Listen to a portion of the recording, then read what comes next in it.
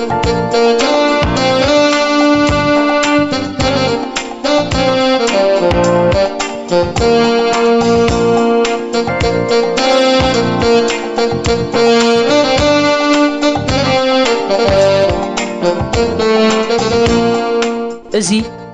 አገልግሎት ድምጺ ሰላምና እዩ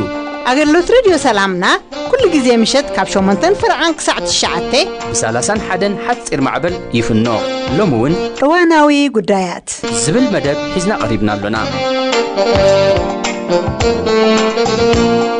አዚና ነፍቅረኩም ክቡራትን ፍትዋትን ሰማዕትና አብዘ ዘለኹም እግዚአብሔር ይባርኩም እናበልና ሕጂ ድማ ፈለማ ሰርዒና ያዘሉና ዝሓለፈ ሰለስተ ሰሙን ሓውና ፓስተር ኢሳያስ ጀምሮ ብዛዕባ ፈተና ዝምልከት አስተምሮ ሎም ድማ ክቀጽለዩ ራብዓይ ክፋሉ አብየርና ንከታተል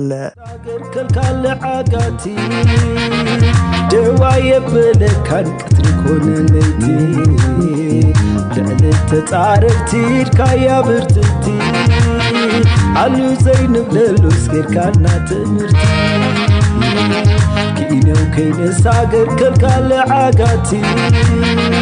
دواي بلكان قتركون لتي لعلت تعرفتي كايا برتتي علو زينب للوس كركالنا تمرتي إلكايا كيراتو إلكايا تقبرو إلكايا كيراتو إلكايا تقبرو إلكايا كيراتو إلكايا تقبرو إلكايا كيراتو إلكايا تقبرو عسير أقب كل سحلف زي مسل تير كان من كوكا كوي كان مسالل سلماتك انت تبريحو كنت حاي برحان نادمي كايو اكسيابهير فلوي برحان نادمي كايو اكسيابهير فلوي إلكايا كيراتو إلكايا تقبرو إلكايا كيراتو إلكايا تقبرو إلكايا كيراتو إلكايا تقبرو إلكايا كيراتو إلكايا تقبرو ካብ እግዚአብሔር አቦናን ካብ ጎይታናን መድኃኒናን ኢየሱስ ክርስቶስ ጸጋን ሰላምን ንኣኻትኩም ይኹን ክቡራት ተኸታተልቲ ሬድዮ ሰላምና ከመይ ቀኒኹም ኣለኹም ኣነ ሓዊኹም ጓሳ ማሕበር ኢሳያስ ኢያሱኤ ንሎም መዓልቲ ድማ ካብቲ ናይ ዝሓለፈ እዋን ዝቐጸለ ስለምንታዩ መከራ ዝገጥመና ብዝብል ዓብ ኣርእስቲ ሒዝናይና ንካፈል ዘለና ኣብቲ ናይ ዝሓለፈ እዋን ዝረኣናዮ ሳልሳይ ክፋል ካብ ናይ መጽሓፍ ቅዱስና ዘለው ሰባት ብዝተፈላለየ መገዲ መከራ ክሓልፉ ከለው ንሕና ግብረ መልስና እንታይ ክኸውን ከም ዘለዎ ብዝብል ኣርእስቲ ኢና ርኢና ነርና ንሱ ድማ ምስቶም ዝበኺዩ ክንበኪ ጾሮም ድማ ክንካፈል ስሊኦም ድማ ክንጽልን ከነማልድን ከምኡን ብራብዓይ ነጥቢ ብዝሓለፍናዮ መከራ ንሕና ብዙሕ ተጸናኒዕና ክንከውን ንኽእል ኢና እሞ ስለቲ በቲ ዝተጸናንዓናዮ ምጽንናዕ ድማ ኣምላኽ ከጸናንዕ ከም ዝኽእል ክድግፍ ከም ዝኽእል ካብ መከራ ሁሉ ድማ ከውፅእ ከም ዝኽእል በዚ ነገራት እዚ ድማ ንዓታቶም ደገፍናን ርሕራሒናን ክንገልጸሎም ከም ዘለና መጽሓፍ ቅዱሳዊ ከም ዝኾነ ኢና ርኢና ሎም መዓልቲ ድማ ናብቲ ራብዓይ ክፋል ትምህርትና ኢና ክንኣቱ ኣብዚ ራብዓይ ክፋል ብመከራ ተሳዒሮና ዝወደቕና ተስፋ ኣሎና ዶ ብዝብል ሓሳብ ኢና ክንከፍ ብዙሕ ግዜ ብመከራ ዝተሳዕሩ ሰባት ኣለው ከምኡ ድማ ንመከራ ስዒሮም ዝወፁ ከዓ ኣለው ክልቲኡ ነገራት ብምርጫኻ ኢኻ እተካይዶ እቲ ዝመጻካ መከራ ወይ ክትሰዓር በቲ ዝመጻካ መከራ ወይ ከዓ ክትስዕርሲ እቲ ምርጫ ኣብ ኢድካ እዩ ዘሎ ደኣምበር ኣብቲ ዝመጸ መከራ ኣይኮነን ዘሎ እቲ ምርጫ ብዙሕ ግዜ ሰባት እንታይ እዩ ዝመስሎም እቲ ዝመጸ መከራ በቃ ንዓታቶም ክስዕር ጥራይ ሓይሊ ከም ዘለዎ ገይሮም እዮም ዝቆጽርዎ ግን ኣብ ምርጫኻ እዩ ኣብ ኢድካ እዩ ነቲ መከራ ክትስዕሮ ትኽእል ኢኻ ወይ ድማ በቲ መከራ ተሳዒርካ ክትወድቁን ትኽእል ኢኻ ስለዚ ብመከራ ተሳዒርና ዝወደቕና ተስፋ ኣሎና ዶ ንዝብል ተስፋን ሕውየትን ኣሎ ብርግጽ ተስፋ ኣሎ ዝብል መልእኽቲ እዩ ዘለንሎም ማለት እዩ ፍጹም ተስፋ ኣለና ስለምንታይ እዩ ተስፋ ዘለና እንድሕር ደኣይና ኣብ ርእስና ኣይኮነን ተስፋ ንገብር ወይ ኣብቲ ዝመጻና መከራ ምንኣስ ኣይኮነን ተስፋ እንገብር ድሓን ነዚኣስ ክስዕራኤ ጸገም የብሉን ብምባል ዘይኮነሲ ኩለንትናና ኣብቲ ኩሉ ዝኽእል ኣምላኽ ምሰውደቕናዮ መከራናን ሽግርና ንዑ ኣሕሊፍና ምስሃብናዮ እሱ ካብቲ መከራን ሽግርን ኩሉ ከውፅኣና ከም ዝኽእል ተስፋን ሕውየትን ከም ዘሎ ኢና ክንርዳእ እንኽእል ማለት እዩ ክቡራት ተኸታተልቲ ሬድዮ ሰላም ሎሚ ብዝተፈላለየ መከራን ሽግርን ተሳዒርኩም ዝወደቕኩም ሰባት ከምኡውን እዚ ተስፋ የብሉን እዚ ዝሓልፎ ዘለኹም መከራን ሽግርን ሲ ከውድቐኒ ወላ ሓንቲ ተስፋ ዘውህበኒ ነገር ኣይረኣየንን ዝብሉ ሰባት እንተደኣ ሃሊኹም ኮንኩም ሎማዓንቲ ዓብ ብስራት ኣለኒ ንዓኻትኩም ተስፋን ሕውየትን ኣሎ እቶም ብመከራ ተሳዒርኩም ዝወደቕኩም ትንሳኤሎም እቶም ብመከራን ሽግርን ድማ ክወድቕ ነዚ መከራ ኣይክእሎን እትብሉ ሰባት ተደኣ ሃሊኹም ድማ እግዚአብሔር ድማ ተስፋ ከም ዘሎ ዘርኢ ቃል ሎሚ ሒዘልኩም መጽእ ዘሎ ብቀዳምነት ኣብቲ ዘለናዮ መከራ እንጸሉ ምሕረት ኣምላኽ ስለ ዝኾነ እዩ ኣብ ደጉዓ ኤርምያስ ሳልሳይ ምዕራፍ ጥቕሲ 22-23 ከምዚ ዝብል ቃል ኢና እንረክብ ምሕረቱ ኣይተወድአን እሞ ጥራዝ ዘይጠፋኣናስ ጸጋ እግዚአብሔር እዩ ኣብ ጸጽባ ሓድሽ እዩ እሙን ምዃንካ ድማ ዓቢ እዩ ነፍሰይሲ ግደ እግዚአብሔር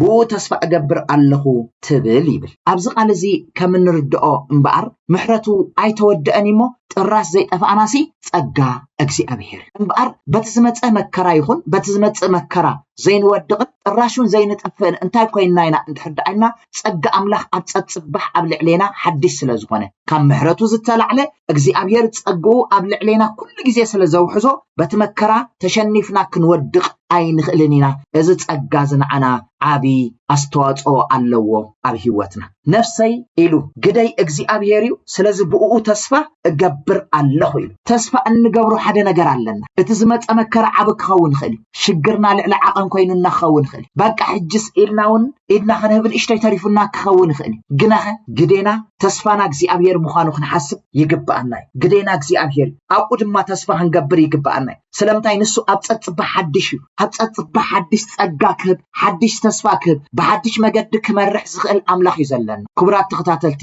ሬድዮ ሰላምና እምበኣር ብዝተፈላለየ ሽግርን መከራን እትሓልፉ ሰባት ተደኣ ሃሊኹም እግዚአብሔር ካብቲ ዘለኹሞ መከራን ሽግርን ከውፅአኩም ሲ ሓድሽ ዝኾነ እንታይ ኣለዎ ጸጋ ኣለዎ ሓድሽ ዝኾነ ጸጋ ኣለዎ ሓድሽ ዝኾነ ሓይሊ ኣለዎ እግዚአብሔር ብዝተፈላለየ መገዲ መከራ ንዓኻትኩም ከውድቐኩም ዘይኮነስ ካብቲ ዘለኹሞ መከራ ክትንስኡ ዝገብረኩም ተስፋ ዘለዎ ቃል እዩ እዚ ቃል እዚ ማለት እዩ ስለዚ ብመከራ ተሳዒርና ዝወደቕና ተስፋ ኣለና ዶ ንዝብል እወ ብርግጽ ተስፋ ኣለና ተስፋኡ ድማ እንታይ እዩ ኣብ ጸጽባ ሓድሽ እዩ እሙን ምዃንካ ድማ ዓቢ ኢሉና ኣለሞ እዚ ጸጋዚ ሓፍ ከብለና ብምሕረቱ ድማ ልዕል ከብለና ይኽእለና እሞ ኣብ ምሕረት ኣምላኽ ተወኪልና ጸጋ ኣምላኽ እናለመና ካብቲ ዘለናዮ ተንሲኢና ጉዕዞና ክንቅጽል ዝከኣል እዩ ሎሚ ካብቲ ዘለኹሞ ኩነታት መከራን ሽግርን ዝተላዕለ ዝወደቕኩም ተስፋ ዝቆረጽኩም ብስም ኢየሱስ ክርስቶስ እንሆ ካብዚ ሓይሊ ቃል ዝተላዕለ ሎሚ ትንሳኤ ይኹነልኩም እብል ኣለኹ ብጎይታ ብኢየሱስ ክርስቶስ ያውስም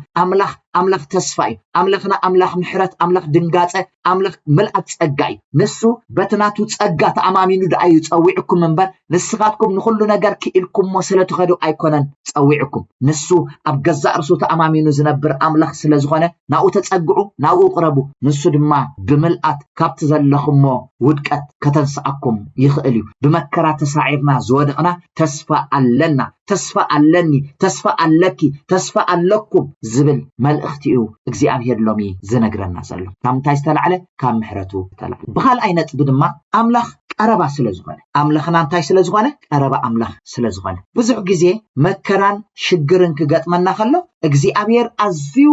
ዝረሓቕ ሃባና ዝሓደገና ዝጠንጠንና ዝመስለና ውሑዳት ኣይኮንናን ብብዙሕ መከራ ክንሓልፍ ከለና እግዚአብሔር ሓዲጉኒ እዩ ጠንጢኑኒ እዩ ግደይውን የብሉን ንብል ኢና እዚ ንሕና ጥራይ ዘይኮንና ኣብ መጽሓፍ ቅዱስና ዝነበሩ ሰባት ሁን ከምኡ ኢሎም እዮም ንእግዚአብሔር ግደና ዶ ኣይትገብርኒ ኢኻ ክንጠፍእ ዶ ግድና የብልካኒ ኢኻ ንምንታይ ስቕልካ እትሪአና እውን ዝብልዎ ውሑዳት ኣይኮኑን ደቂ መዛሙርቲ እውን ንጎይታና ኢየሱስ ክርስቶስ ከምኡ ኢሎም እዮም ግድና ዶ የብልካኒ ኢኻ ክንጠፍእሲ ግድ ዶ ኣይትብልን ኢኻ ንምንታይ ክንጠፍእ ስቕልካ ትሪአና ኣለኻ ኢሎሞ ንሱ ካባታቶም ኣዝዩ ዝረሓቐ መሲልዎም ግን ኣምላኽ ቀረባና እዩ ኣብ መዝሙር ዳዊት 34 ጥቕሲ 18 ከምዚ ዝብል ቃል ኢና እንረክብ እግዚአብሔር ነቶም ስቡር ልቢ ዘለዎም ቀረብኦም እዩ ነቶም ቁጥቁጥ መንፈስ ዘለዎም ድማ የድሕኖም ይብል እግዚአብሔር ይመስገን እዚ ቃል እዚ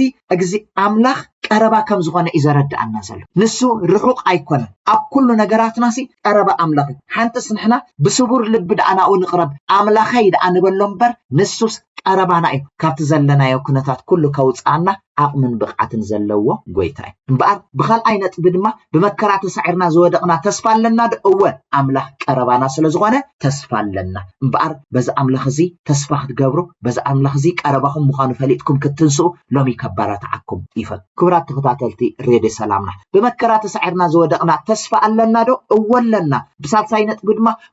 مودعتا أيكونن اتزودقنا يودكت ناي مودعتا ناتنا ناي مودعتا قداي أيكونن جنا هيوتي قتصل نودق نتنسق دعري إدما تايخون يقتصل هيوتنا بزحات سبات عمت حب قدسنا ودي أمز ترفو ولا حدا يلون تنسي أم دما قعسو أمز قتصلو هيوتهم دما بخومو مس أملاق كوينم زودو دما بتعم بزحات يوم سلازي مودعتا غيركم أيتو سدوا بستفالا ليه شجرن مكران وديقكم اللهم مودعكم قد مودعتا أيكم هون قال لوكاس أسران كلتن معرف كم حنسان 4 كساب 5 شوعتن كم زيبل حيزوم كأو سدوا نابت لك أكهناتون أأتوا بيطرس كأرحق إلو يسعبوا نبره أما أكلت مكابة خا حواء عنديدهم بحقوس تأميت بحنسا تأميت أم كلو يغري تخدقمه وانجل لوكاس أسران كلتن معرف كم حنسان 4 كساب 5 شوعتن حيزوم كأو سدوا نابت لك أكهناتون أأتوا بيطرس كأرحق إلو يسعبوا نبره أما أكلت مكابة خا حواء عنديدهم بحنسا تأميت أم كلو بيطرس أما كلهم تأمت حنت جرد أبتغت حوي تأميت ومسرعيته أميتاتو أزون مسؤون يرئيو بلت نسجنا أتسبيتي أيفلتوني إلو كحادة يبه أبز قالزي بتعم زجرمي ناي بيطرس كهدت تباهيلو كارتي دسب خلو حادة بيطرس نيسوس كيدو تسعيرو نيريو يسوس كن مليسو انتاي قبر خلو كومو خلو دو كبلو خلو ينانري مودع تازي كونس مس أملاخ نخن رخبن زجددن نخونتات انتاي زقبرنا زفتملنا بيطرس بدحريو انتاي يجيرو نتحد عيدنا كاوات إدما أزيو مرير بخيات دما انتاي قبره بخيه تنسحنا بكرم أملاخ دما تملس الزبل مالختي إزالوا مالتي سلازي بمملاسو دما نايتي ودكاتوسي مودعتا نخي كون تايروا مالتي عقيتوا سلازي لومي ودكاتنا مودعتا كم زي كون فليقنا ولا كوا بناتنا دخام بناتنا سنفت ولا كوا انت ودقنا جناها أمريرنا هنبكينا بكرم قويتا بنسحاخ نودقمو كابت زلنا يونا قرتها نكون كن ملس كم نخيلي قالوا انتايز قبرنا زلو زنقرنا زلو سلازي مودعتا أيكون أتي زوسنا لكم وساني أملاخي مودعتهم ودكاتكم جن نت مودعتهم انتاي قبروني أي وسنا لكمني سنتاي أما أكل بيطرس نحد أريهم ودي غنيرو تمليسو بدحريو جن جقنا حواري خوينو نبوزحات دمان تقبر كسبغن نابقويتا كملسن كله إنا النري فلا أبقبر حواريات كالا أي معرف نحد أريخنا يو بقوع ما يسخيرهم يمزيئاتهم كبلوهم كلو نسوقن تنسيو أمون قوتهم 3,000 سبعة أخلو انتاق قبر كله سبكاتو خسبخ كله إنا نحنا أي سخرنا بنبي استزربه تسفق علينا تقبلنا زلنا إلو وانجل منقست أملخ كسب كله بتوعتنا النرق مالتي أبتز حالفه حانت قرديا كم زكحر جيراتو حجقن أبزقن برتوعن حيالن جقنان كوينو تنسيقها كسبغن نبوز حد ما نبهي وزال عالم كملس كله نرئي سلازي مودعكم مودعتا أيكونن نبوز حد كتملسو نبوز حد ما هي وزال عالم كتلبسو كتسبكو كتزمرو كتعللو نعملف كتقلقلو دو كتبلو تخوليهم بمكرا تسعيركم نزودعكم سبات تسفى لكم مودعكم مودعتا أيكونن تنسيئكم دمان أملاحكم تحت قبروا إيهم كتقلقلوا إيهم حمات بيتروس دما بعصو حميمة ودي أنا برتي بالكال أملاح بدحري دما قويتا يسوس كريستوس ماتيو نتعصو أجنحو نسا تنسي أنتاي قبرتو أقلقلتو يبل سلازي بمكرا تسعيركم زودعكم زلهم تنسيئكم أملاحكم كتقلقلوا إيهم عب تسفى لكم حويت الله أب أملاح مفواسن حويت سلازلو بقوء تسفى غيركم كتقعزو يقبعكم أمسالي 4 10 شدشتا كم زيبل اتتصادق شو عتا ساعي ودقمو يتنس رسي إقنانا مكرا يتصدف يلوالو اتتصادق شو عتا ساعي ودقمو انتا يقبل يتنس كبر خلونا أملاخنا يخون بكريستوس يسوس يوزل ألم زرخبنا زتصادقنا السبت أب أملاخ توكلنا كابتزلنا يوم مكرانا ودكتنا تنسينا كنكتسل كامل نخل عبت تسفى لنا مو لومي بستفعل عليه مكران شكرن زودكم يحوات عبت تسفى خمزة لكم كبسركم يفتو محواي عنه حويت عنه أملاخ مفواس عنه قويتا أبزعته كل يفوسن يحول نيري إمو بزق دمان لومي مفواسن محواين يخون لكم تبرخلو نعملخنا يخون أبزق تسهزلو جيزي دما نمود دأتاك فالحزلكم كقربه سناي كنا بعبن متحنا فرعون دتحرنا حيل الموت كمعدوه تخطف عنا ببتر سلطانك بحر نقيل كايو نخرو قلابيتك تلائنا أحفر كايو تلائنا أحفر كايو تلائنا أحفر كايو تلائنا أحفر كايو خبراتنا فتواتنا سمعتنا بمقصال عربي مسأواتنا باستر مكونن كبرزق أبيرون باستر شراك تسفى مكائلن زاتن كبرا لنا بفالله يبزق وانز أتوكرنا لزالنا فتوات كب سمعت زمتنا نوعينا نمل زالنا بزحالة فسمون زملسنا يحان تحطوني رابزق بفالله بزعبا أبهوت بزح فتنا مقدرة شكر زقطهم سوات مو قناخا شكرهم فتحلهم مستفلالي وتاخيدهم بزوح ملقت تنقرهم كنت تنقر لهم ملقت قناي تفتصمن بقو سلع على دماني بزوح بهوتهم نوص فتر لهم سوات انتاي نمعدهم زبليو نيرو بفلا يبزح على فزقرمنا مسكرنت نيراني حانت حفتي كاو تبقسنا إلى ما نتي إذا تنقبرو زلنامو لهم دمان أوكو صلينا حمس جزي محصار نحاونا باسر مكونن نلوم عربي أهلكنا نيرنا مو نقصر لنا عبيرنا نكتاتل باسر مكحوي ساق انتي تبل تحطو اتنقات ما فتنا وشتاوي خابز رأخو خابز حطو خابز رأخو وشتاو مات مناسبات وشتاوي تفتنا قال يوم تعنا خو نخيلي تفتنا قال فأخو لفس بالي كابزني حانا زنبرا فتنا خو نخيلي اتي مفتحي تدليقن دقاوي نبيات دقل وشتي تفتنا تخططو أو وشتي زولو سقايك هو نخيلي كم تهارب أرس عبايز نبرخ سقايك هو نقول قرأت توحبا نتبالك هو نخيلي كاو حاليفو دماني إيميت هو نخيلي ويدماني عبيت السبت زولو كم زقلت كان إذا حفت ديا ناي دقودي ناي حدار هو نخيلي وداي أو وشتيو اتي مفتحقن بدقي تدلي زولو نبيات أو نبيات كيتكا حجي بزعبا نبيات لومي كريو خلنا كريو خلو دارجا نكرسوس تقوه خوي يسمع أقل زي كوني زولو خوي زولو سي جبرتن حادكتن يبغى بقى زنبي حجي إذا حاوزي وإذا ما استنبينا إذا حفتي ودخينا على كبل عايزولو خابرو سي تزاري بازي أرجع سلام تاي خابرو تزاري متخوين تاي نخوينا عمل تزارو سلازي تعجب بلد كل بنتاي نيرت أنا خوينا بقى أنا عامله وكيل سي نسو ناس عن الزلود لا يخبل كم زقل كون سنة تردوي كم بقى تزارب على كم أمام تزارب كعينة الناس كم مسمعها قالت خصوص مخان تاريخ سي نسخة دلكا بقى ترايك تزارب شعور نسو تقالك تيدو يفتر ويد ما يسرح عينة زلود تنبيت إزغا كريستوس وأملاك راح كم عزقبر أملاك سماي مدري يخون يدو بعد كوين خا أملاك برهان يخون يدو كوين خا نبي يخون حواري جن هبجز رأسه تمزي يخون ود خمس خوني وقالك خمس خوني وإذا ما نصح حاوي هبجز رأسه كبل أكلني إزاي كنت راشو سيدان ستقوملو وإذا ما سجابو ملو حراي سيدان وقا بصح كسرنا بالخيلنا قل السبزي هبجز رأسه على أبيلي تنبي مهناتو وتصيتو هذا سنة خوان اتي كالا اي قد زي ترد انا زولو تحاتات النت زبل قوانقا قد التردو اي مثلا او قال املاخنا ايرمياس تزارب كله اتوم حاسب شعور سلام قوي زبولهم ايرمياس شعور نيرو دايلو بحبت تابلو وشاك خطأبتي خايل كتموتي خايل كتكبري خايل تباحيل كتموتي خايل كتكبر شعاخا ملحق لهم كلهم تم حاسوت النبي اعطى صحفتي قال عمل تزلون كم تفويت نيرنا لومي إذا كم يوم حسابات اليوم هبجزا كنت نبي سبات سيدان سقيلو أيريكم مني معلتي سبيلكم الله كنسة بلا زجب أنا ويدا يسوع كريستوس تزاربا نحباني أبي هسكيل تزاربا قالت لارينا خوينا نحن سر تنسح أملاك تنسح اللي هو تلاتة تزارب كايوت بتاعت بحصر زبل أنت تزارب كايو تدعزي تزارب كايو الصبح أتخم موت دوم وين كابخ كده اللي يثبت على له إذا دم كابخ مدلاي عيد نفلت أنا لنا أبزا بنز بتصل عليك عزيز حن بأخذ بلنا بويدا كريستوس دومون كاب دومون سيمس ولا بلا تص نسمو دومون على عندك نان يقول مش بقولك كاب بزعات هذا ميزان بزلو أمونغو 7 عامات يتولدوا يوم كلتا يوم كحالة كله مودات السبعة يتولدوا يوم بري يتولدوا كحالة كله كلهم ሕማቕ ዝኾነ ኣማውታ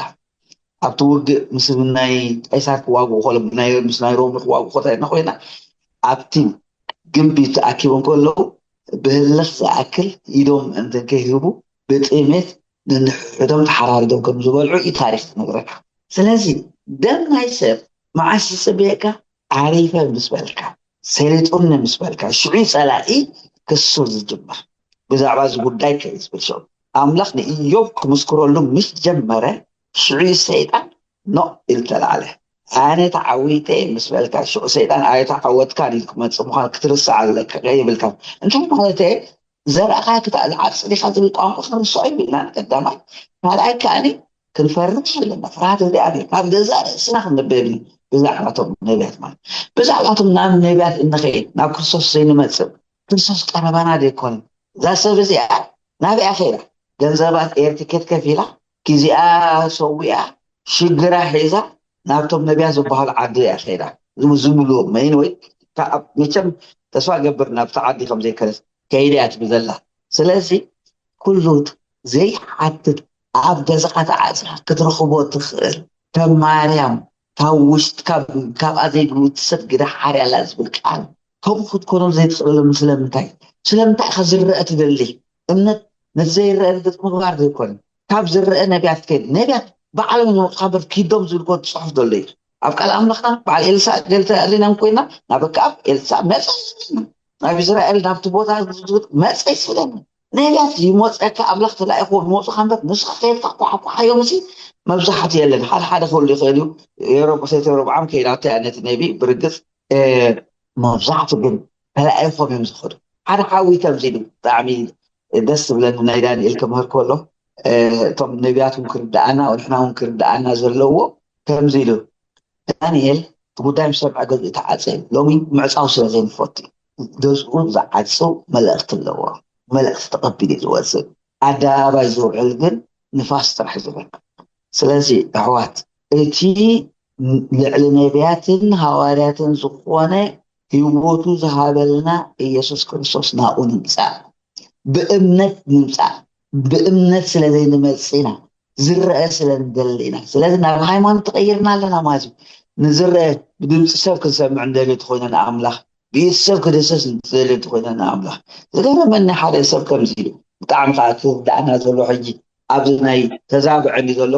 ብዛዕባ እዚኣ ቅድሚ ምዝራበ እዚ እታ ቋንቋም ተደባለቁ ትብል ኣብ መፅሓፍ ቅዱስ ኣብ ዘፍጥረት 13 ዘላ ቋንቋም ማለት ሓሳቦም ተደባሊቁ መጀመርያ ሓሳብ ቃላይ ተወራ ኣፎም ጥራሕ ኮ ተደባሊቆም እቲ ሓሳብ ነቲ ሓደ ንጭቃ ሲሚንቶ ወይ ድማ ከውሒ ኢልዎ ነቲ ከውሒ ከዓኒ ማይ ኢልዎ ኣብ ውሽጢ ሓሳቦም ሽዑ ከውሒ ዝፅውዖ ከሎ ንማይ ይደሊ ሓሳቡ ከምኡ ስለ ዝኾነ ስለዚ ኣብ ሓሳባትና ፋሕ ዝበለና ህዝቢ ኢና ዘለና ንምለስ ይግባአና ስለዚ ሎሚ ዋላ ኣብዚ ናይ ሓዳር ዘሎ ትርዴት ሓደ ሰብ ነገረኒ ነይሩሲ ገሪ ሰንበት ክነግረኩም ሰብኣይ ርእሰ ቤት እዩ ንኣምላኽ ክትረኽብ እዮ ትኾንክሲ ኢልዋ ብኣይ ኣቢልኪ ክትረኽብ እዮ በዓላ ቀጥታ ክትረኽቦ እሲ ኣይትቐበልቲ ርእሰ ቤት ማለት ኣምላኽ ኢንዳይሬክት ማለት ሃዋርያት ነቢያትን ልክዕኮም እዮም ኮይኖም ርእሲ ቤተክርስትያን ኮይኖም ዘለዉ ኣብ ዘበን እዚ ዝብል ዘለኹ እቶም ሓቀኛ ሃዋርያት የለውን ኣይኮንኩን ዝብል ዘለኹ ስለዚ እንታይ ኢና ክንገብር ዘለና ንዝብል እዚ ኣይና ኣሕዋት ናብ ክርስቶስ ንመለስ ናብ ቃሉ ንመለስ ማለት እኮ ምብካይ ማለት ኣይኮን እዛ ዝበልካይ ሓፍቲ ናይ ህይወት ቁስሊ እኮ ትነብዕ ትኾን ትነብዕ ትበክል ትኾን ዋየ ትብል ትኾን ንሱ ምምላስ ኣይኮነን ምምላስ ናብ ቃል እዩ ቃል ኣምላኽ እንታይ እዩ ዝብለኒ ብዛዕባ እዛ ጉዳይ እዚ ቃል እግዚኣብሔር እንታይ እዩ ዝብል ናብኡ ኢኻ ትምለስ ሽዑኡ በቲ ቃል ጌርካ ትንሳሕ ናብ ኣምላኽ ንመለስ ማለት ኢልካ ምብካይ ማለት ኣይኮን ፍራስትሬሽን እውን የብክየካ እዩ ጸሎት ፍራስትሬሽን ኣይኮነን ፍራስትሬሽን ማለት እንታይ ማለት እዩ ጭንቀት ድዩ ወይ ድማኒ ዘይምርግጋእ ድዩ እዚታት ሲ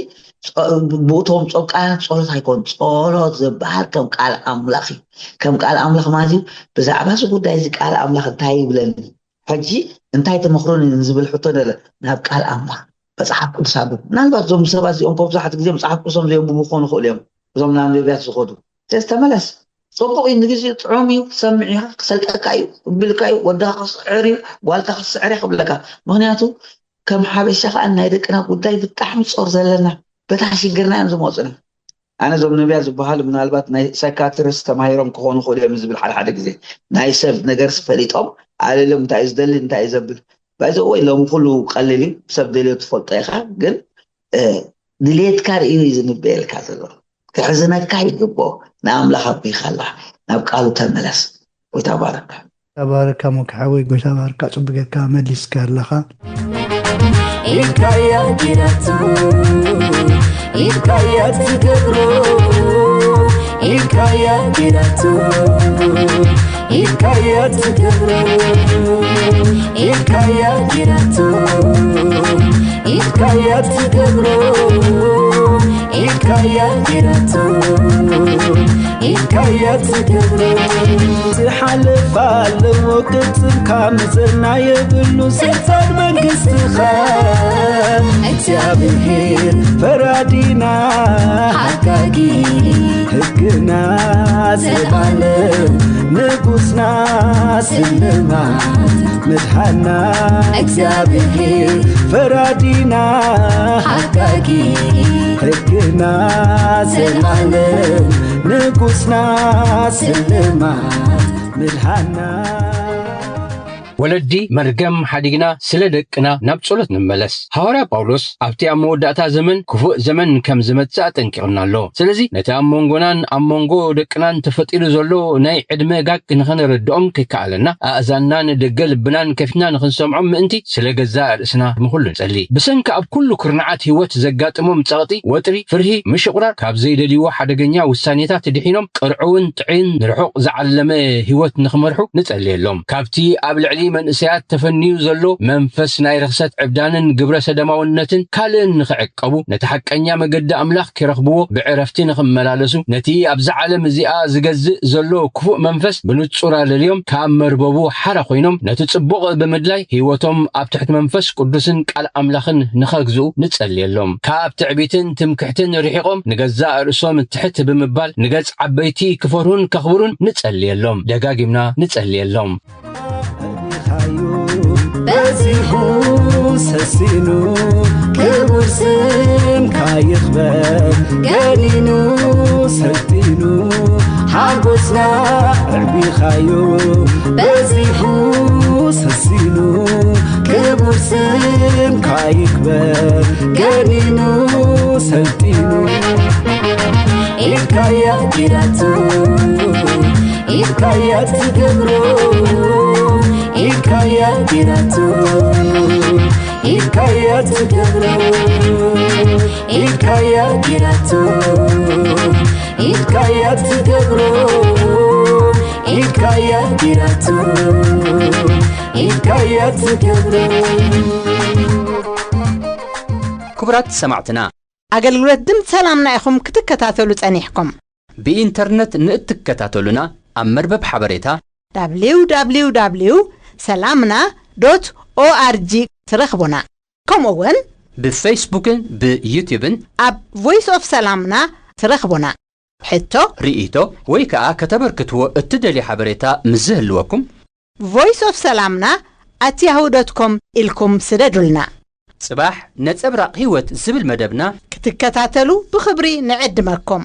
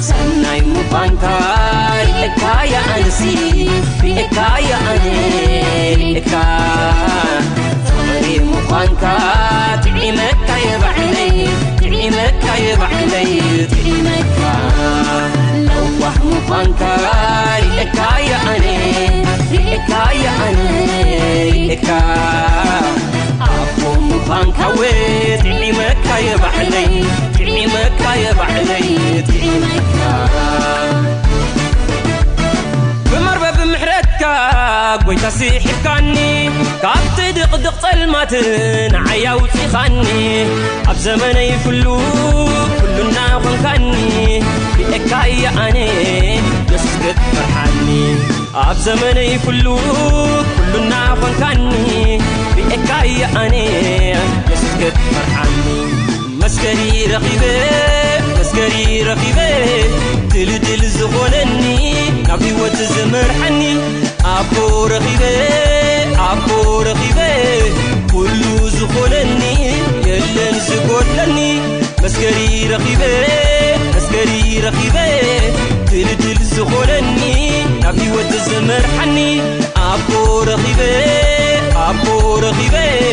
كل زغلني يلن زغلني سناي مفانكا رئكايا أني رئكا صغري مفانكا تعيمك يبعلي لوح مفانكا ورئكايا أني رئكا أبو مفانكا تعيمك يبعلي سناي مفانكا رئكايا أنسي رئكايا صغري مفانكا تعيمك يبعلي لوح مفانكا رئكايا رئكا أبو مفانكا وتعيمك يبعلي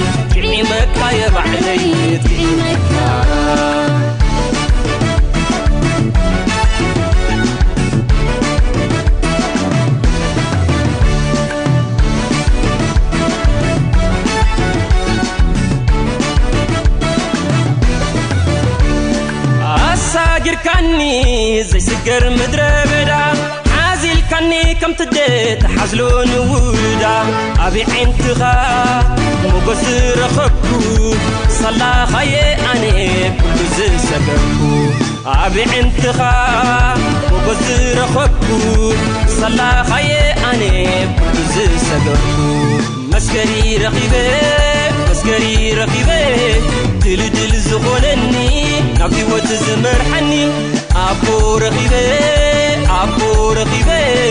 كل زغلني يلن زغلني مسكري رقيبة